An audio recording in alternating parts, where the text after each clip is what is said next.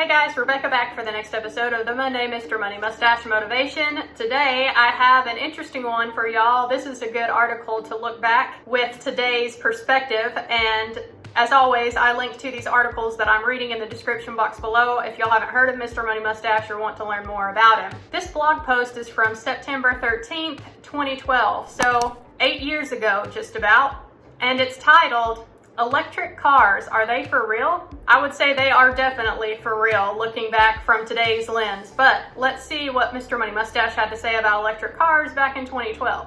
The other day, the lady and I were biking through the parking lot of the Fancy Natural Grocer's food store when I suddenly screeched to a halt without even realizing why I had done it. It turns out the reason was one of these things had caught the corner of my eye. What's going on here, I thought. New cars don't normally show up on the US market without me knowing about them first. Especially futuristic little space bubble cars, which are my favorite variety.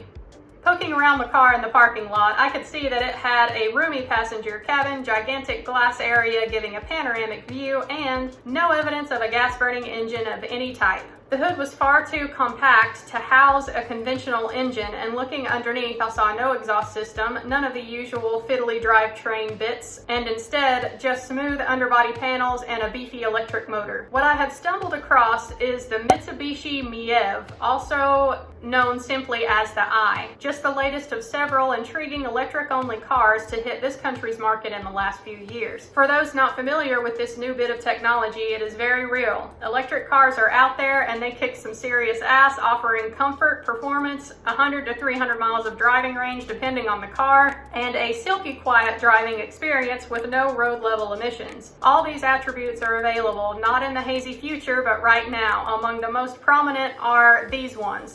The Tesla Roadster, released in 2008, cost $109,000. The Tesla Model S just came out last month, $57,000. The Nissan Leaf 2010, $32,000. Ford Focus Electric, fall 2012 in 16 states, $35,000. The Mitsubishi MFUMB, $27,000. And the Chevrolet Volt, $39,000. Short-range electric plus fuel gasoline power. They are all expensive, but you can start by subtracting $7,500 from the prices above due to a U.S. federal tax credit on vehicles of this type. Not sure if that tax credit still exists out there or not. I want to say that it doesn't, but y'all comment below if you know if that tax credit is still around or not.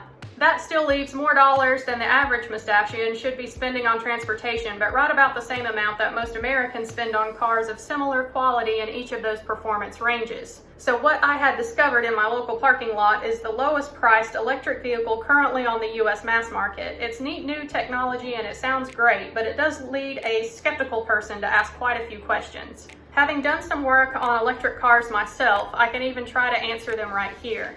Does an electric car really cost less to fuel for a given distance? Yes, way less. To understand the cost, let's understand the baseline of fueling a gasoline car. If you have a reasonable car that gets 35 miles per gallon and you can get gas for $3.50 per gallon, your fuel cost is 10 cents per mile. If you're a new reader and you still drive around in a truck, your fuel cost might be 20 cents or more. Now check out this handy table I've made for you. You can see that the pure electric cars burn juice at only 2.4 to 3.3 cents per mile. From a cost perspective, it's like driving a car that gets between 116 and 145 miles per gallon, or like getting your gas for 89 cents a gallon. The exact cost depends on your local electricity price, but I used 10 cents per kilowatt hour, roughly the rate I pay for 100% wind-generated power where I live. Coal power is only about 8 cents here, but it varies around the nation. But what about battery life? That's a good question. These cars use lithium batteries and they are expensive today, about $400 per kilowatt hour of capacity, meaning the MFUMB has a $6,400 battery on board. General predictions seem to be that a service life of 8 years or 100,000 miles for these batteries, which adds 6.4 cents per mile to the cost of travel, bringing us back up to 10 cents, just like a 35 miles per gallon car. And the bigger your battery pack, i.e. Tesla, the higher your cost per mile as you are lugging around unused capacity, which is fading away whether you use it or not. Uh-oh.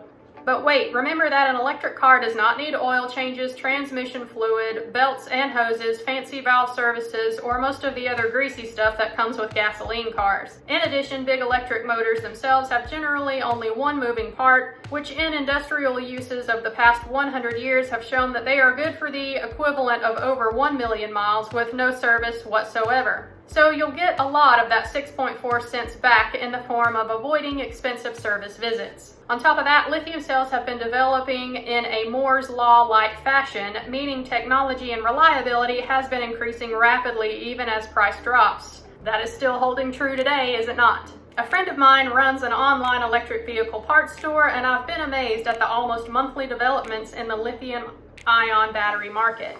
Imagine that you buy a high-end $1,000 Core i7 Ultrabook computer with a 256 gigabyte solid-state drive today, and you use it for 8 years until it dies. Then you want to replace it with another Core i7 256 gigabyte laptop in the future. When you go shopping, you find that even the slowest new computer is better than your high-end one was, and it costs $199. That's Moore's Law in action. But aren't I just replacing road pollution with coal power plant pollution? Many people say this, and the answer is that it depends. Even if you can only buy 100% coal-fired electricity in your area, there is a slight improvement in pollution by switching to an electric car. The difference comes due to the fact that power plants are about 40% efficient, while gas engines are less than 20% efficient. The rest goes out as heat.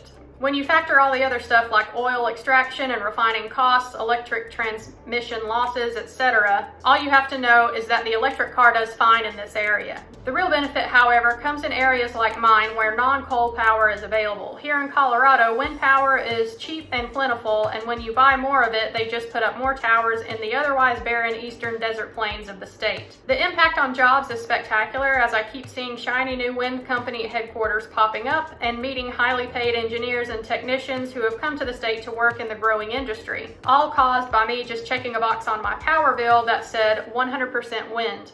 We also have ideal conditions for solar generation to the point that I can buy my own panels even without subsidies and build a system to charge an electric car off the grid, and the amortized cost of the electricity will be just as cheap as my grid power. In California, solar power is extremely popular, and that state's much higher electricity costs combined with federal and state incentives make it a no-brainer to convert a home rooftop to generate power and feed into the grid. So if you're getting an electric car because you don't like the idea of burning gas, you might as well go the whole route and use non-fossil fuel electricity to charge it. What about driving range? Will I run out of power in the middle of nowhere? Ryan Giffen. Oh, wah. Poor baby is accustomed to driving 300 miles on a tank of gas. And if his car ever stopped driving, he'd just have to sit in it and cry until he was rescued. I know Ryan didn't do that. First of all, the range of these cars in the table above is estimated by the EPA, which assumes a lead foot and no driving skills at all. As a mustachian, you drive your car efficiently, so you'll see a 30% higher range. Japan's more reasonable test cycle for these cars confirms that. The GM Chevrolet Volt addresses this irrational fear by adding a gasoline engine and a fuel tank, which allows the car to drive in either electric or gas mode. It's a beautiful car, but you pay for the convenience in the form of pulling 2 entire power plants around, which leads to higher sticker price as well as weight. The Volt weighs as much as a small minivan, which leads to higher electricity consumption. GM is in a tough place with the Volt since they are trying to make a practical vehicle but sell it to the people who are still buying cars based on irrational emotions like, is it fast? Will I look cool in this thing?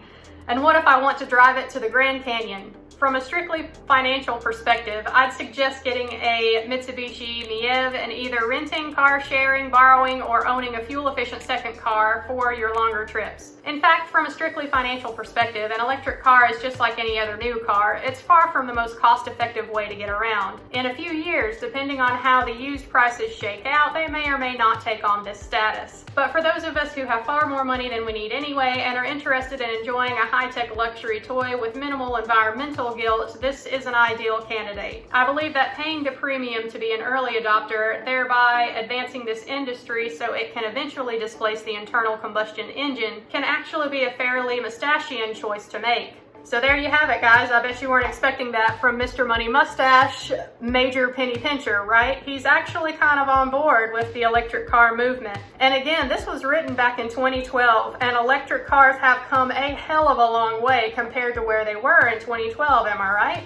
To be honest, y'all, the next car I get is very likely to be a Tesla. Now, I drive right now a hybrid, a Kia Niro, and it's got almost 70,000 miles on it because of my long work commute that I have, which is not very mustachian of me, but you know, it is what it is. But I've been kind of keeping half of an eye on this electric car movement, and I do feel like they are the future, and eventually the ICE engine is going to be a thing of the past. The next car I get probably going to be a Tesla, simply because they are way ahead of the game when it comes to electric vehicles. I feel like they are the best quality of what's out there and available right now, and with their recent announcement of them coming out with a car in the $25,000 price range, honestly, it makes it a lot more affordable than some of the models they had mentioned in this blog post of Mr. Money Mustache. And even since he wrote that article, they came out with the Model 3, which was a little bit more reasonable as far as prices go.